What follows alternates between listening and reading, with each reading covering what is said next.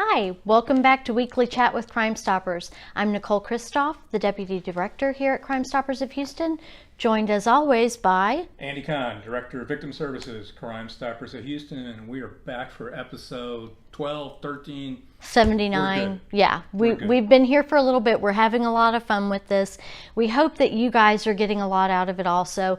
We also want to remind everyone, if there's a topic that you would like us to cover or something about Crime Stoppers that you don't know and you feel like you think we could answer that, please shoot us a message, info@crime-stoppers.org, or comment on this video when it gets posted, and we'll be happy to try and accommodate those requests. So, Agreed. Yeah. And today we're talking about bike safety. Bike safety. And keep in mind, schools are out for the summer.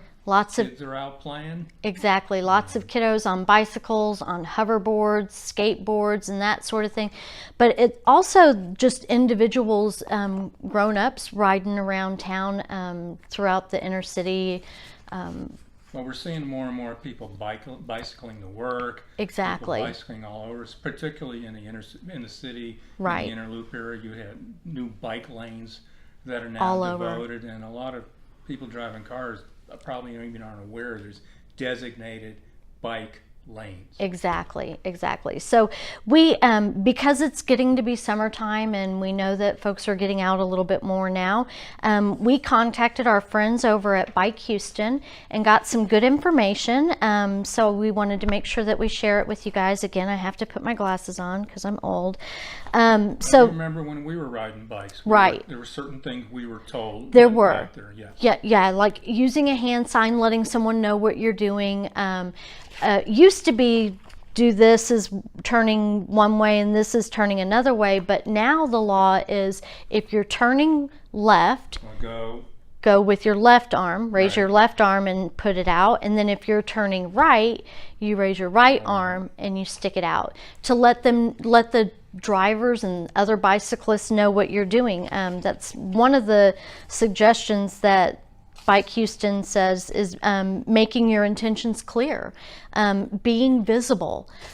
Exactly. I was driving around the other night and I saw a guy I could barely make out he was riding a bike because oh wow, he wasn't wearing light clothing. Did he have lights on or reflectors on his bike?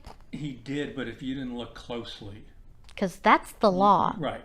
So that is one of the things BikeHouston made us aware of today, is that if you're riding your bike in the dark, is that you have to have a white light on the front and a red light or a reflector on the back so that people can see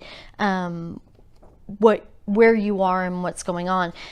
If you're wearing all dark clothes and it's dark and not a well-lit street, that's just a recipe for disaster. You're asking for trouble. So this is meant for your safety. Exactly. It's not the man trying to put rules down on anybody. So, but they also said wearing a helmet. Obviously, that makes a lot of sense. We tell our kids to wear helmets when they're riding bikes, but it's surprising to see how many adults that do not. So that's one of those oh, okay. So hence, that's why I am what I am. Exactly. Planning your route. Yep. Not wearing headphones and listening to music, that stands to reason as well. Texting while biking, and I've seen that. You have? Yes, I have. I don't believe it. Were they like riding with no hands and texting, or? I don't know. I guess I got to give him credit for being able to do what he did, but I was just dumbfounded watching him.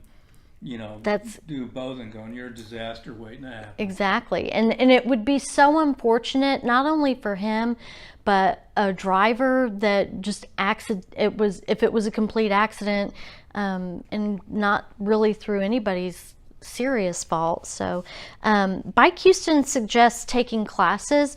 They have classes for cyclists to teach them how to ride bikes in the inner city. They have classes for drivers. This is really interesting, for teaching drivers how to drive around and what kind of laws the bicyclists have to obey, and drivers and that sort of thing.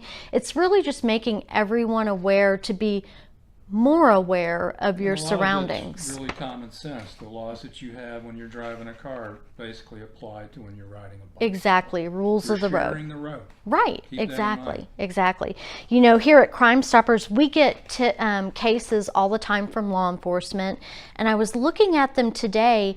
We've received over 60 hit and run cases this year, and 9 just so It's not far even this half a year. year. Exactly. Right. And so far, 8 of those were with bicyclists, where a bicyclist was hit by a driver that then took off.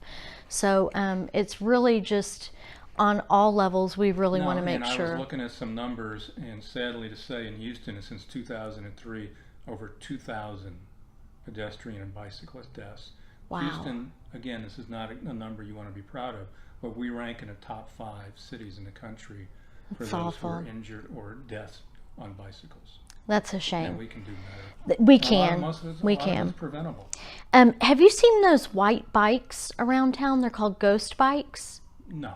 So there's a project called Ghost Bikes, and anytime a bicyclist is killed while riding their bike, they put up these white bikes, and they're called Ghost Bikes. So each of these stars represents a cyclist, a bicyclist that was killed while they were riding their bike. 67 of those bikes in and around Houston, all the way down to Galveston. I've seen them. I've seen the one in Galveston. There's several actually that aren't too far away from our building here. No, I mean, you can almost see a circle right here in like the inner loop area. Right. And that's pretty sad. It is sad. It's real sad. So we just really, I mean, everybody just be aware of your surroundings, what's going on, who's out there. One of the things that they talked to BikeHouston said about cyclists is doing a maintenance check of your bike. The ABC quick check. A is for air, B is for brakes, and C is for cranks and chains. When I was a kid, we used to have to go backwards real Yep. fast, and nothing hurt worse than getting your ankle caught in the chain. Did you? I mean, or the Yes, I've had that. the little spiky, I've or had your that pants before. get caught I've up in had the that chain. Caught in there. I've had where you had the squeaky brakes. Oh gosh. And I remember one time riding and the brakes weren't working, and I'm like sticking my foot out. Not a good thing. Like Fred No, Flintstone pretty trying to much stop trying it? to stop Okay, So- all right. So they really suggest maintaining your bike and doing that before you get on the road so that you don't end up in a bad situation.